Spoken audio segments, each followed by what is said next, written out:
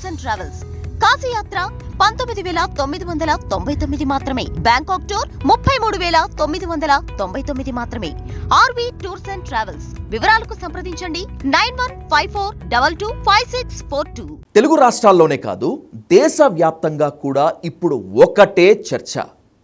Allu Arjun bail రద్దవుతుందా, జైలుకు వెళతాడా అనేటువంటిది ఒక ప్రశ్న అయితే, టాలీవుడ్కి కాంగ్రెస్కి ముఖ్యంగా సీఎం రేవంత్ రెడ్డికి మధ్య సయోధ్య చేసేది ఎవరు?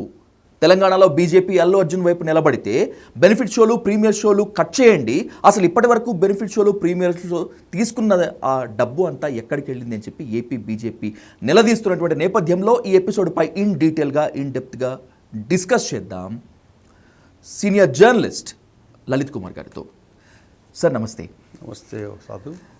సార్, ఓయూజేఏసీ అని ఒక బ్రాండ్ పెట్టుకొని అల్లు అర్జున్ ఇంటిపైన దాడి జరిగింది. పూల కుండీలు ధ్వంసం చేశారు, కోడిగుడ్లు, టమాటాలు విసిరారు. చాలా బయటికి చెప్పలేదు కానీ ఒక రణరంగమే అయితే జరిగింది. అవును. జైలుకి వెళ్ళారు, బెయిల్ వచ్చేసింది, హ్యాపీగా ఉన్నారు. కట్ చేస్తే అల్లు అర్జున్ ఇంటి మీద ఎవరైతే అటాక్ చేశారో వాళ్ళంతా రేవంత్ రెడ్డి అనుచరులు అని చెప్పి ఫోటోలతో సహా సోషల్ మీడియాలో ఒక రేంజ్లో నడుస్తుంది. రేవంత్ రెడ్డి చేయించారా, లేకపోతే రేవంత్ రెడ్డిని క్వశ్చన్ చేశారు అనే అభిమానంతో చేయించారా? ఏంటి అసలు ఇది? ఇప్పుడు ఓయూజేఏసీ అంటే ఇప్పుడు నేషనల్ ప్రెసిడెంట్ అని చెప్పేసి సంపత్ నాయక్ అనే ఒక వ్యక్తి ప్రముఖ డైరెక్టర్ ఆర్జీవి ఆఫీస్కి వెళ్ళి పవన్ కళ్యాణ్ ఏదో కామెంట్ చేశాడనో ఏదో సందర్భంలో గొడవ చేశాడు. అవును. అదే వ్యక్తి తర్వాత జనసేన తెలంగాణ టికెట్ ఖమ్మం జిల్లా వైరాలో తీసుకునేసి అక్కడ కంటెస్ట్ చేశాడు. తర్వాత అతను ఓడిపోయాడు అనుకోండి. అంటే ఈ జేఏసీల పేరుతో అసలు ఎవరు జేఏసీ, అసలు దీనికి ఆర్గనైజేషను ఒరిజినల్ జేఏసీ ఏంది అనేది ఎవరికి తెలియదు. ఓయూలో ఉన్న వాళ్ళు కొంతమంది టీములుగా ఏర్పడి జేఏసీల పేరుతో వివిధ బయట వ్యవహారాలలో ఇన్వాల్వ్ అవుతున్నారు. అట్లాగే మొన్న అల్లు అర్జున్ ఇంటి దగ్గరగా వచ్చిన వాళ్ళు కూడా ఓయూజేఏసీ అనేసే అక్కడ ఉన్న వాళ్ళని తోసి గోడలెంకి దూంకి కొట్టి పూల కుండీలు పగలగొట్టి ఇంట్లోకే చొరబడడానికి తీవ్ర ప్రయత్నం చేశారు. అక్కడున్న వాళ్ళు కొంతమంది పట్టుకోవడము, ఆ లోపల పోలీసులు రావటము, ఇటువంటి అరెస్ట్ చేసి తీసుకెళ్ళిపోయారు. అది ఎంత అవమానకరం అంటే తెలంగాణ గవర్నమెంట్కి చాలా అవమానకరమైన సంఘటన అది. ఇక్కడ వాళ్ళు రేవంత్ రెడ్డి గారు పంపించారా, రేవంత్ రెడ్డి గారు చేయించారా అనేది మీరు అంటున్నారు. కానీ అటువంటి పనులు ఒక సీఎం స్థాయిలో ఉన్న వ్యక్తులు చేయరు. వీళ్ళు ఏం చేస్తారంటే రేవంత్ రెడ్డి దృష్టిలో పడడానికి ఎగ్జాక్ట్లీ ఈ రేవతి ఇష్యూను తీసుకొని ఏదో బాధితుల పక్షాన ఫైట్ చేస్తున్నట్టుగా ఓయూజేఏసీ పేరుతో అక్కడ హడావుడి చేస్తే అది మీడియా కవరేజ్ వస్తుంది. మీడియా కవరేజ్ వస్తే కనుక మనం సీఎం రేవంత్ దృష్టిలో పడతాము అనే ఉద్దేశంతో చేసినట్లుగా మనం భావించాలి. దాన్ని తెలంగాణ గవర్నమెంట్కి కానీ రేవంత్ రెడ్డికి కానీ ఆపాదించగలడు. కానీ ఆ జరిగిన సంఘటన మాత్రం తెలంగాణ గవర్నమెంట్కు, తెలంగాణ పోలీసుకు అవమానకరమే. నిన్న సాయంత్రమే మీరు ప్రెస్ మీట్ పెట్టేసి అతను అల్లు అర్జున్ని దోషిగా చూపించేశారు.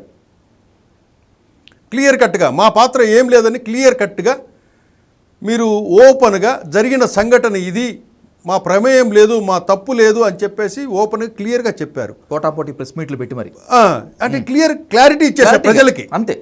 ఎందుకంటే మా తప్పు లేదు. అక్కడ ఏమో పోలీస్ అధికారుల సంఘం ప్రెస్ మీట్ పెట్టింది లలిత్ గారు. తర్వాత మళ్ళీ కమాండ్ కంట్రోల్ రూమ్ లో అది పోలీస్ అధికారుల సంఘం అతనిది విష్ణుమూర్తి గారు. అది వేరే సబ్జెక్ట్. అతను సస్పెండెడ్. అతనికి ఆ పోలీస్ డిపార్ట్మెంట్కి అది సంబంధం లేదని ప్రకటించి కూడా చేశారు. ఓకే. అతను వ్యక్తిగతంగా వచ్చి చేసేసాడు తప్పితే ఆల్రెడీ సస్పెండెడ్ అంట అతను. అతని మీద కూడా యాక్షన్ తీసుకోమనేసి కూడా పోలీసు వాళ్ళు డిపార్ట్మెంట్ ఇచ్చారు. అది పక్కన పెట్టేస్తే నిన్న క్లారిటీ ఇచ్చేశారు పోలీసులు. అంటే మా తప్పిదం లేదు, అల్లు అరవింద్ రావటం వల్ల ఆ జరిగిన ఇష్యూస్ మినిట్ టు మినిట్ ఆ సంఘటన కారణం ఎవరు అని చెప్పేశారు ప్రజలకి. ఓకే, అయిపోయింది. అక్కడ విజువల్స్తో చెప్పేశారు, క్లారిటీ వచ్చేసింది. తర్వాత వీళ్ళు ఓయూజేఏసీ అనేసి ఇంటి మీదకి పోయేసి దాడి చేయటం అది ఒక రకంగా వాళ్ళను పోలీసు డిపార్ట్మెంట్ను అవమానపరిచినట్టే వాళ్ళు దాడి చేసిన వాళ్ళంతా. ఒక సవాలు విసిరినట్లు. ఒక పక్క రేవంత్ రెడ్డి గారు క్లారిటీ అసెంబ్లీలో చెప్పారు, దానికి వీళ్ళు క్లారిఫికేషన్ ఇచ్చారు పోలీసు వాళ్ళు. సమాజానికి, తెలంగాణ సమాజానికి, తెలుగు సమాజానికి, ప్రపంచానికి మొత్తం కూడా అల్లు అర్జున్ చేసిన పని వల్ల ఒక ప్రాణం పోయింది అనేసి క్లియర్గా చెప్పేశారు. తదనంతరం జరిగిన వీళ్ళు ఆ ఇష్యూ జరిగితే వీళ్ళంతా పోలీస్ స్టేషన్లో చైర్లేసి కూర్చోబెట్టున్నారు వీళ్ళందరికీ. ఇమ్మీడియట్గా బెయిల్ వచ్చేసింది. అసలు ఇప్పుడు క్లారిటీ ఇవ్వాల్సింది ఏంటంటే ఆ ఓయూజేఎస్ని ఎవరైతే వెళ్ళారో ఆ వెళ్ళే వాళ్ళ మీద పెట్టిన కేసులు ఏంటి, ఈ సెక్షన్స్ ఏంటి, అవి బయట పెట్టాలి. వాళ్ళకు హఠాత్తుగా అంటే ఇమ్మీడియట్గా బెయిల్ వచ్చిందంటే ఆ సెక్షన్లలో ఏదో లోపం ఉందని మనం అనుకోవాలి. అక్కడ యాక్చువల్గా అయితే కనుక దానికి ఆ సెక్షన్లు చాలా ఉంటాయి. ఒక ఇంటి మీదకి, ఒక ప్రముఖుడు ఇంటి మీదకి దాడి చేశారంటే ఆ ఇంట్లో పిల్లలు ఉంటారు, ఆ పిల్లల్ని కూడా బయటికి తీసుకెళ్లారంటే ఒకవేళ అక్కడ ప్రొటెక్షన్ కనుక లేకపోయి ఉంటే వీళ్ళు ఆ పిల్లల్ని ఏమైనా చేసేవాళ్ళు, లేదా ఇంకోటి ఆ ఇంట్లో ఉన్న ఆస్తిపాస్తులు కానీ ఏవైనా కూడా దాన్ని తస్కరించి ఉండేవాళ్ళు. ఆవేశానికి నియంత్రణ ఉండదు. ఎవరైనా కొట్టి చంపేసి ఉండేవాళ్ళేమో, ఏమి హూ నోస్, మనము దానికి క్యాల్కులేట్ ఏమైనా జరిగి ఉండొచ్చు వీళ్ళు కనుక లోపలికి వెళ్ళిపోయి ఉంటే. అంటే వీళ్ళ అంత ఆగ్రహవేశాలతో గేటు దగ్గర ఉన్న వాళ్ళని గోడ మీద నుంచి ఎగిరి దూకి కొట్టారు. మనం ఎన్ని విజువల్స్లో చూసాం. అవును సార్. అంత ఆవేశంతో ఉన్నవాళ్ళు ఒకవేళ అక్కడ ప్రొటెక్షన్ ఎవరైనా అడ్డుకోకుండా ఉంటే లోపలికి వెళ్ళింటే ఏం జరిగిండేది అంటే అది ఒక దొమ్మితో సమానం, ఒక దోపిడీతో సమానం, ఒక అటెంప్ట్ మర్డర్తో సమానం అవుతుంది. అవును సార్. కాబట్టి వీళ్ళు ఏం పెట్టారు ఆ సెక్షన్లు అనేది పోలీస్ డిపార్ట్మెంట్ వాళ్ళు మీడియాకు చెప్పాలా, ఆ నిందితులు ఎవరు, వాళ్ళకి ఏ సెక్షన్ల కింద కేసు నమోదు చేశాము అనే క్లారిటీ ఇస్తే కనుక తదుపరి ఆ సెక్షన్స్ సరైనవేనా లేదా సెక్షన్స్ మార్చాలనా అని తదుపరి ఎవరైనా న్యాయస్థానానికి వెళ్ళి ఫైట్ చేసే అవకాశం ఉంటుంది. కాబట్టి పోలీసులు తక్షణం ఆ సెక్షన్లు బయట పెట్టాలి. ఎగ్జాక్ట్లీ. అంటే ట్రాన్స్పరెన్సీ, రేవంత్ రెడ్డి గారి గవర్నమెంట్ ట్రాన్స్పరెన్సీని మీ అనుచరులను చెప్తున్నారు. అవును, అల్లు అర్జున్ విషయంలో మీరు కూడా ఖండించారు, రేవంత్ రెడ్డి గారు కూడా ఖండించారు. వాళ్ళని అరెస్ట్ చేశారు, బాగుంది, బెయిల్ వచ్చింది. అసలు వాళ్లకు ఏ సెక్షన్లు పెట్టారు అనేది కూడా రేవంత్ రెడ్డి గారు కూడా చెప్తే ఇంకా బాగుంటుంది. అల్లు అర్జున్ విషయంలో ఎలాగైతే ట్రాన్స్పరెంట్గా ఉన్నారో ఈ విషయంలో కూడా అంతే ట్రాన్స్పరెంట్లో ఉండాలి. Valuable point sir. గవర్నమెంట్కి మంచితనం కదా, మంచిదే కదా. ఎగ్జాక్ట్లీ. అది చాలా తప్పు. మీరు తప్పు చేశాడు కాబట్టి ఇన్ని రోజులు మీరు క్వశ్చన్ చేశారు అల్లు అర్జున్ను, మీడియా వెంటాడుతుంది, పోలీసులు దోషిగా చూపించేశారు తను చేసిన పని నిన్ననే. అది క్లియర్ విజువల్తో దాన్ని తప్పించుకునే మార్గం ఏం లేదు. అంత ట్రాన్స్పరెంట్గా ఉన్నప్పుడు మీరు కూడా అదే ట్రాన్స్పరెంట్గా ఉండాలా. అసలు ఇక నిన్న జరిగిన సంఘటన ఒక రకంగా చెప్పాలంటే ఓపెన్గా అల్లు అర్జున్కు సింపతి వచ్చింది తెలుసా. అల్లు అర్జున్కి సింపతి వచ్చింది.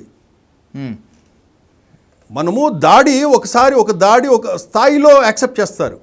అదే దాడి మీరు తీవ్రత ఎక్కువ చేశారనుకోండి, పదే పదే చేశారనుకోండి, మొత్తం సమాజం టర్న్ అయ్యి అల్లు అరవింద్కు మద్దతుగా నిలబడుతుంది. అది గుర్తుపెట్టుకోవాలి. లాజికల్గా, లీగల్గా ఎంత ఫైట్ చేసినా, ఎంత అటాక్ చేసినా, ఎంతైనా చేయండి. తప్పు చేశాడు కాబట్టి సమాజంలో ఎవరు ప్రశ్నించలే. అల్లు అర్జున్ నువ్వు తప్పు చేశావు ఒప్పుకో అంటున్నారు, అక్కడి వరకు బాగుంది. ఆ దాడిని మీరు తీవ్రంగా చేశారనుకోండి, తీవ్రత పెంచారనుకోండి, పదే పదే పదే పదే అదే నిన్న చేశారు బాగుంది, పోలీసులు వర్షన్ ఇచ్చారు బాగుంది, ఎస్ అల్లు అర్జున్ తప్పు చేశారు అని అక్కడి వరకు ఉన్నారు.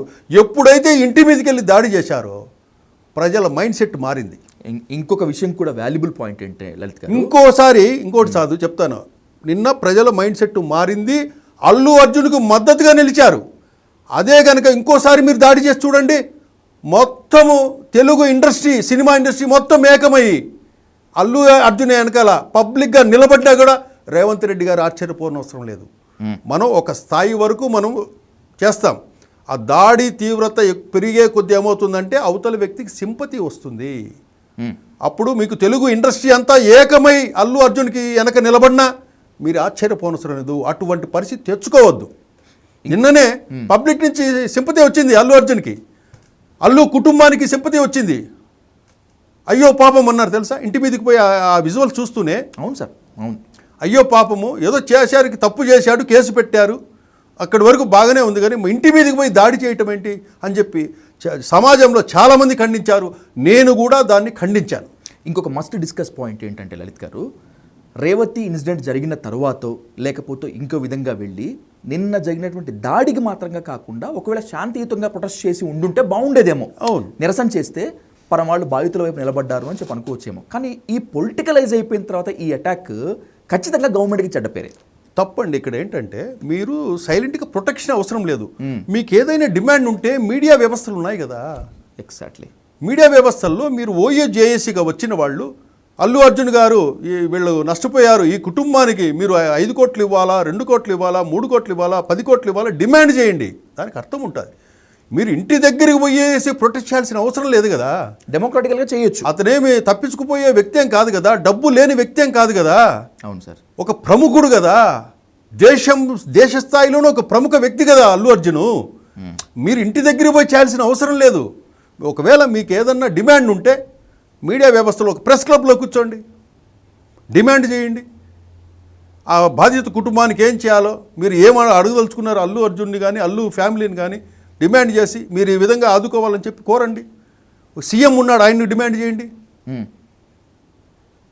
అంతే కదా. మీరు ఇంటి దగ్గరికి పోయేసి గొడవలు చేసేసి అక్కడ రచ్చ చేసేసి ఇష్యూ చేసి దానివల్ల అది ఒక రకంగా నిన్న సీఎం రేవంత్ రెడ్డి గారు ఇమ్మీడియట్గా పోస్ట్ చేశాడు దాన్ని ఖండిస్తున్నట్టు.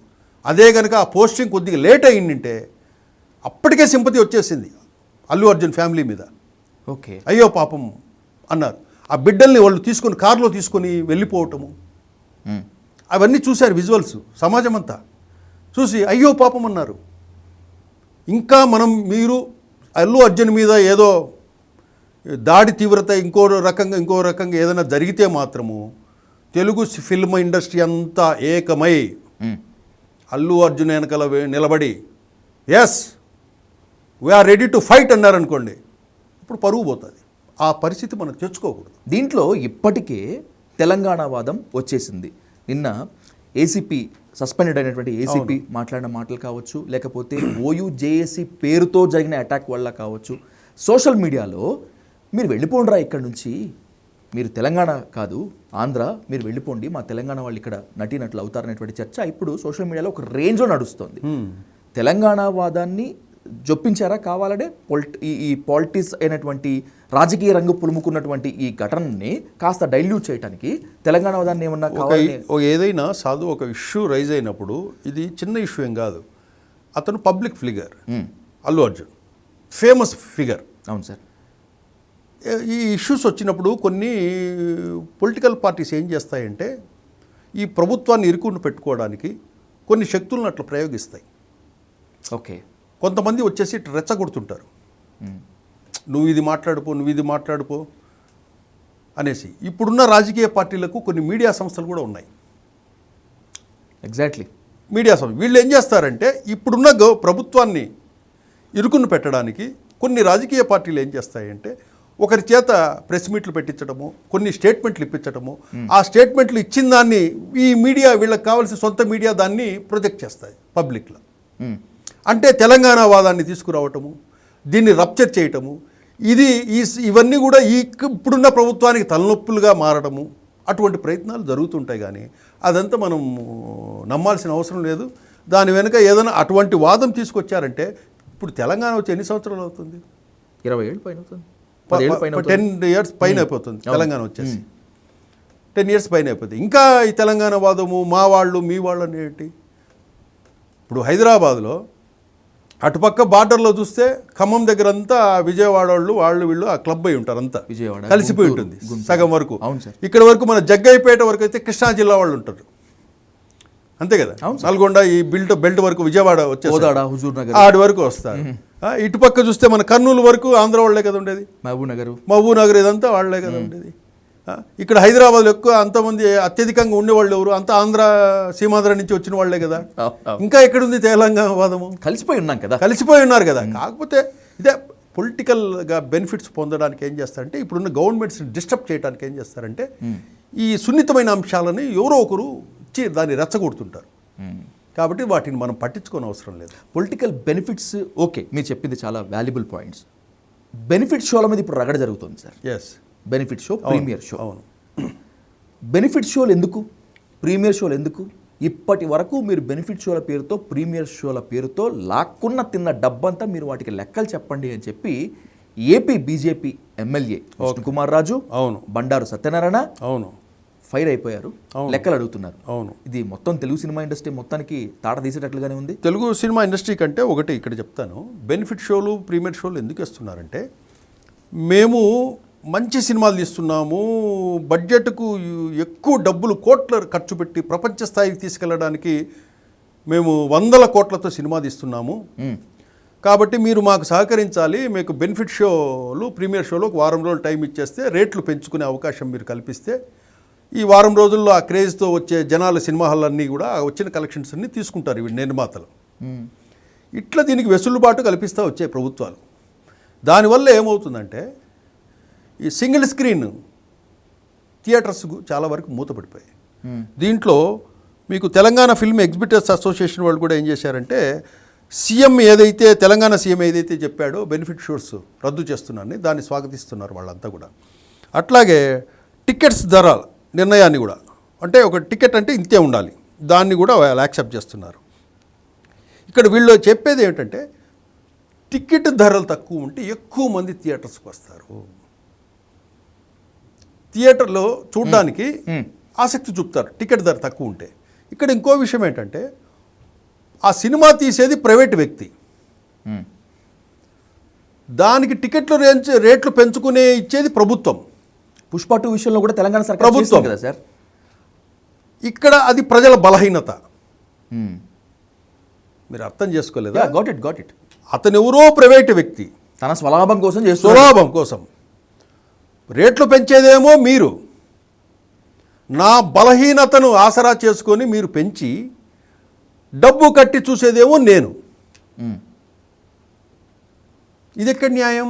గవర్నమెంట్ సమాధానం చెప్పాలా? As you said that sir, government కూడా కలిపిట్టే కదా అక్కడ. అదే నేను చెప్తున్నా, మీరెవరు పెంచడానికి? ఈ నేరంలో ప్రభుత్వానికి కూడా పాపం ఉంది. దీనికి ఎగ్జాంపుల్ చెప్తా. మద్యపానం అనేది బలహీనత, మన ఆంధ్రప్రదేశ్లో జరిగిన విషయం చెప్తాను సార్. అది బలహీనత. ప్రభుత్వమేమో బ్రాందీ షాపులు తీసుకొని రేట్లు పెంచింది. చచ్చినట్టు నీ బలహీనతను డబ్బు చేసుకున్నట్లే కదా. వాస్తవమే. కాబట్టి మేము సినిమా చూడాలంటే ఒక టికెట్ ఫిక్స్డ్ చేయాలి.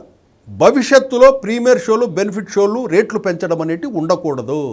ఓకే, మీరు రేట్లు పెంచితే మేము ఆ డబ్బు కట్టి సినిమా చూడాలనా? అంటే మా బలహీనతను మా దగ్గర డబ్బులు గుంచి వాడికి ఇస్తావా నువ్వు? అదే నా ప్రభుత్వం చేసే పని, అందుకేనా మీకు మేము ఓట్లేసింది, అంతే కదా. మీరు అడిగేది ముమ్మాటికి సరైనది. నువ్వెవరు డబ్బులు రేట్లు పెంచడానికి? నిన్ను రేట్లు పెంచి డబ్బు కట్టడానికా నీకు నేను ఓటేసింది? అండ్ దట్టు ప్రజలు ప్రేక్షకులు టాలీవుడ్ని ఎవరు అడగలే కదా 1000 కోట్లు పెట్టి సినిమాలు తీయమని ఎవరు అడగలే. వాళ్ళేమో మేము ఎక్కువ మంచి ప్రపంచ స్థాయికి తీసుకెళ్తామని వాళ్ళు అంటారు. ఈరోజు 1 కోటి రూపాయలతో సినిమాలు సక్సెస్ కాలేదా? తీసిన సినిమాలు 5 కోట్లతో తీసిన సినిమాలు సక్సెస్ కాలేదా? 10 కోట్లతో తీసిన సినిమాలు సక్సెస్ కాలేదా? సూపర్ హిట్లు కాలేదా? మరి వాళ్ళు వేల కోట్లన్నీ పెట్టుబడులు పెట్టి ఆ డబ్బంతా మా దగ్గర గుంజుకోవడానికి మీరు పర్మిషన్ ఇవ్వటమేంటి? అంటే మా బలహీనతను మీరు మా దగ్గర డబ్బులు గుంజి వాళ్ళ చేతికిస్తున్నారా? ఇది గవర్నమెంట్ సమాధానం చెప్పాలా? అందుకేనా మీకు మేము ఓట్లేసింది? సినిమా చూడాలనే బలహీనత ప్రజలది, మీరేమో రేట్లు పెంచుతారు.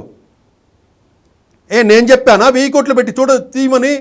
నేను చెప్పానా నువ్వు కెనడాకు ఫారెన్కు పోయేసి అడవుల్లో నువ్వు షూటింగ్ చేయమని? నేను చెప్పలేదే. నీ సినిమా చూసాం, 1 కోటి రూపాయలు పెట్టి తీసిన సినిమా చూసాము, 10 కోట్లు పెట్టిన సినిమా చూసాము, 20 కోట్లు పెట్టి తీసిన సినిమాలు అన్నీ చూసాం మేము. నువ్వు ఖర్చు పెట్టి తీసావని చెప్పి మేము నీకు అడిషనల్గా అమౌంట్ పే చేసి చూడాలనా? పెంచడానికి మీరెవరు? అవసరం లేదు. మీరు ఒక టికెట్ ఫిక్స్ చేయండి. ఒక టికెట్ ఫిక్స్ చేస్తే అదే బాల్కానికి ఇది A grade, B grade, C grade theatres ఉంటాయి, ఏరియాస్, లొకేషన్స్. ఏ గ్రేడ్ ఇంత, బి గ్రేడ్ ఇంత, సి గ్రేడ్ ఇంత. అది ఫస్ట్ రోజు కానీ లాస్ట్ రోజు కానీ ఒకటే టికెట్ ఉండాలి.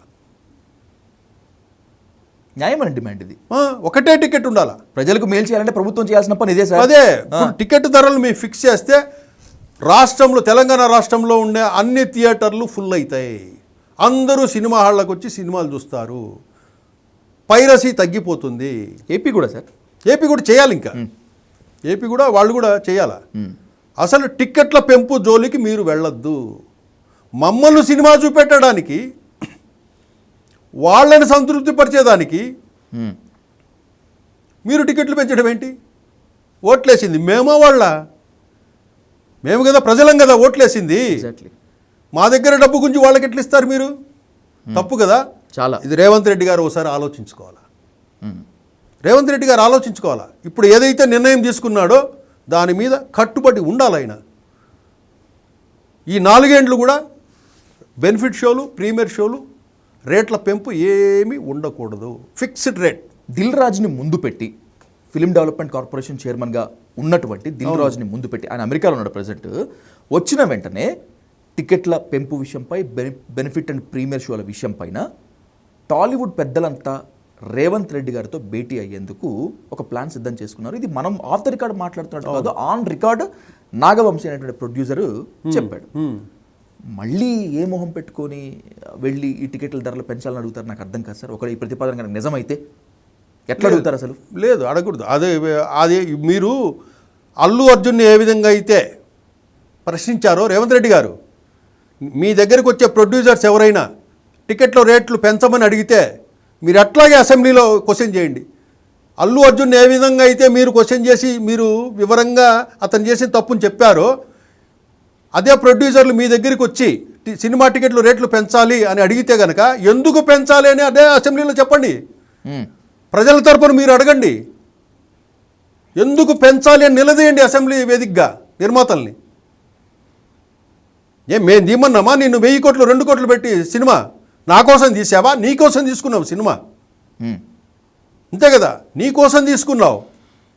నేనే 1000 కోట్లు పెట్టమని మేము చెప్పలా. నువ్వు 1000 కోట్లు పెట్టావని మేమంతా మా జోబిలో డబ్బు తీసి నీకు ఫస్ట్ వీక్లో అంతా 3000 4000 టికెట్లు పెట్టి అదే రేవంత్ రెడ్డి గారు అన్నారు. మొన్న చనిపోయిన రేవతి కుటుంబము 12,000 రూపాయలు టికెట్లు పెట్టుకునిందంట.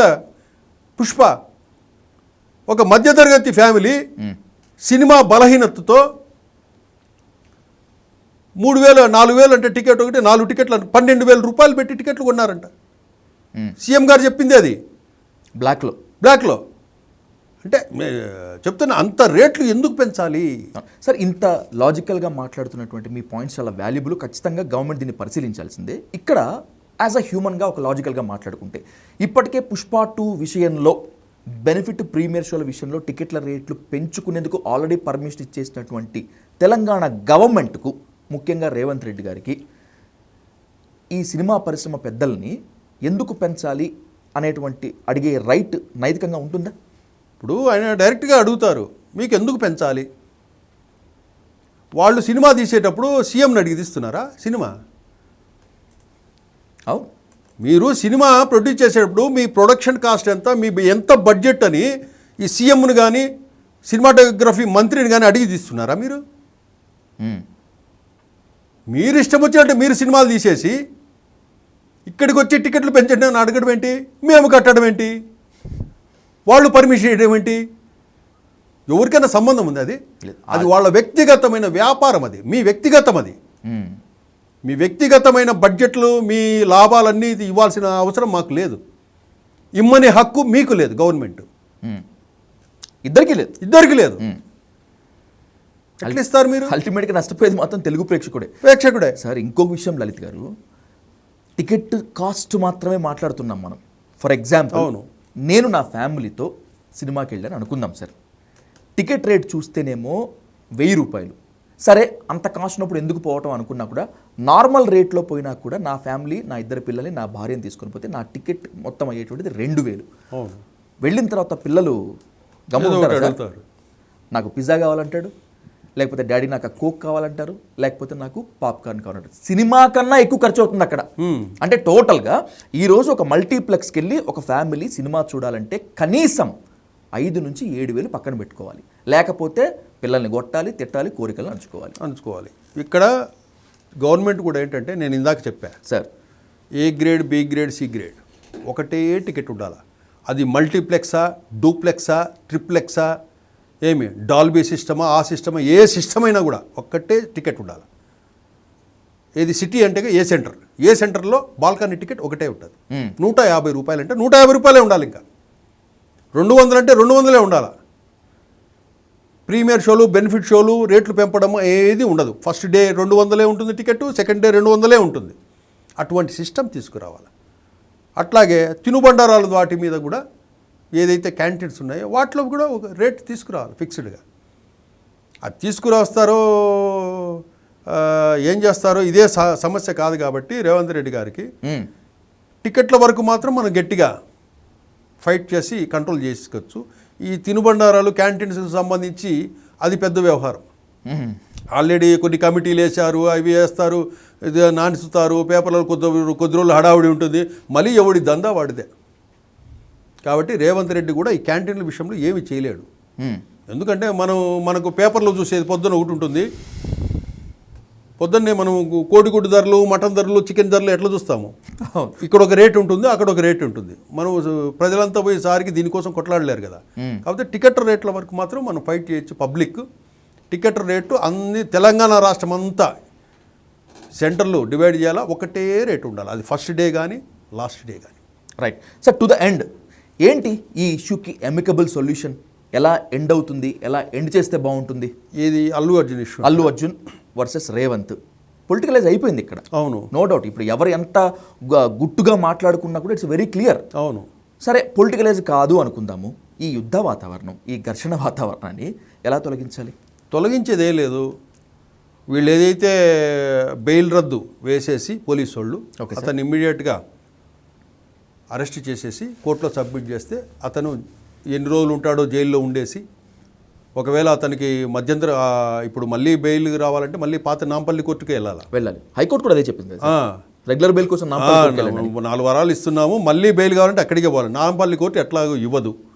ఇప్పుడు ఒకవేళ వీళ్ళు ఇప్పుడైనా బెయిల్కి వెళ్ళొచ్చు, బెయిల్ క్యాన్సిల్కి వెళ్ళొచ్చు.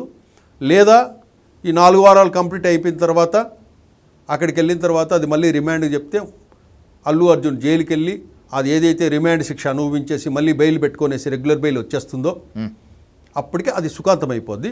ఇంకా తర్వాత ప్రాసెస్, ఆ వాయిదాలు, వ్యవహారం అన్నీ జరుగుతుంటాయి. తర్వాత సంవత్సరానికి 2 సంవత్సరాలకో వాళ్ళతో కాంప్రమైజ్ అయ్యో, ఆ కుటుంబానికి ఏదైనా చేస్తారని వాళ్ళు ఏదైనా యాక్సెప్ట్ చేసో అప్పుడు ఆ వ్యవహారం అంతా అప్పుడు కేసు కొట్టేసే అవకాశం ఉంటుంది. ఇప్పటికైతే మాత్రం బెయిల్ క్యాన్సిల్ అయ్యి, ఎంత తొందరగా బెయిల్ క్యాన్సిల్ అయ్యి ఇతను రిమాండ్కి వెళ్ళిపోయేసి అక్కడ 20 రోజులు ఉంటాడా 30 రోజులు ఉంటారా ఆ సెక్షన్స్ ప్రకారం ఉండి బయటకు వచ్చేస్తే అక్కడికి అతను ఆ శిక్ష అనుభవించేసి రిమాండ్ శిక్ష అనుభవించి వచ్చేస్తాడు. ఇంకా ఈ పొలిటికల్ ఇష్యూస్ అన్నీ ఉండవు. ఇంకా అప్పుడు కోర్టు పరిధిలోకి ఉంటుంది. కోర్టు పరిధిలో ఉంటారు కాబట్టి అల్లు అర్జున్ వీళ్ళు కోర్టు పరిధిలో ఉంటారు. ఇప్పటి వరకు కోర్టు పరిధిలో ఉన్నప్పటికీ ఇంకా నెక్స్ట్ 4 వారాలు దాటుతూనే మళ్ళీ కోర్టుకి పోలీసు వాళ్ళు ఎంటర్ అవుతారు. ఇప్పుడైనా ఎంటర్ కావచ్చు. ఇప్పుడు ఎంటర్ అయినా రద్దు చేసి చేయమని అడిగే హక్కు పోలీసులకు ఉంటుంది. ఒకవేళ వెళ్తే ఇప్పుడైనా వెళ్ళొచ్చు, ఒకవేళ వెళ్ళకపోతే కూడా ఈ 4 వారాలు కంప్లీట్ అయిపోయిన తర్వాత అయినా ఆటోమేటిక్గా అల్లు అర్జున్ వెళ్ళాల్సి వస్తుంది బెయిల్ కోసం మళ్ళీ నాంపల్లి కోర్టుకు. అప్పుడు నాంపల్లి కోర్టు ఇస్తే ఓకే. నాంపల్లి కోర్టు ముందుగానే బెయిల్ ఇవ్వలేదు కదా, అది అప్పుడు ఇస్తుందని నమ్మకం లేదు. కాబట్టి నెల తర్వాత అయినా ఆటోమేటిక్గా అతను జైలుకి వెళ్ళాల్సి ఉంటుంది. రైట్ సార్, సస్పెన్స్ థ్రిల్లర్ని అంటే లోపలికి వెళ్ళేంత వరకు ఇష్యూ నలుగుతుంటుంది. ఎంత తొందరగా బెయిల్ రద్దు అవుతే అల్లు అర్జున్ లోపలికి వెళ్ళిపోతే అప్పుడు ఈ కథ సుఖాంతం అవుతుంది. తర్వాత అల్లు అర్జున్ కోర్టుకు మధ్య వ్యవహారాలు ఉంటాయి. పోలీసులు ఉండరు అప్పుడు. అవును, పోలీసులు ఉండరు, ప్రభుత్వం ఉండదు. ఇంకా ఓన్లీ న్యాయ వ్యవస్థకు కోర్టుకి అల్లు అర్జున్కి మధ్య ఉంటుంది ఏదైనా కూడా. ఇంకా మధ్యలో వీళ్ళ డిస్కషన్స్ ఉండవు, వీళ్ళతో పరిధిలో ఉండదు. అంతే, కంప్లైనెంట్ అక్యూజ్డ్ హానరబుల్ కోర్టు అంతే. సార్, సస్పెన్స్ థ్రిల్లర్ని తలపిస్తున్నటువంటి ఈ ఎపిసోడ్ ఎప్పుడేం జరుగుతుందో ఏమీ అర్థం కావట్లేదు. ఇప్పటి వరకు అయితే it's a very logical, very honourable debate. Lalit garu, thanks for your valuable opinion. మళ్ళీ దీంట్లో ఏదైనా సెన్సేషన్ అయినప్పుడు డెఫినెట్లీగా we need your presence, we need your analysis. Thank you so much Lalit garu. Thank you.